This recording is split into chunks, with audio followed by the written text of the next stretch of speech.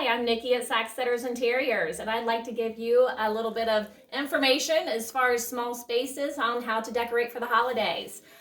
Here I have a 3-foot decorated pre-lit tree, and we can decorate these in any style. We can do a woodsy look. We can do, if you're a IU fan or Ohio State fan or something like that nature, you can always add different ornaments on there. I had purchased one of these for my grandmother because she had a small space and didn't want to deal with the big tree anymore, and it was perfect for her.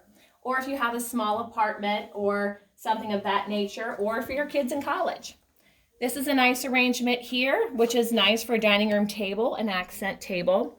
I think this is an adorable little truck here that we've added some pine and berries in. I've done this if you have a John Deere tractor at home or something that you've inherited or What a something like great that. idea. Yeah. Come to Sacksteder.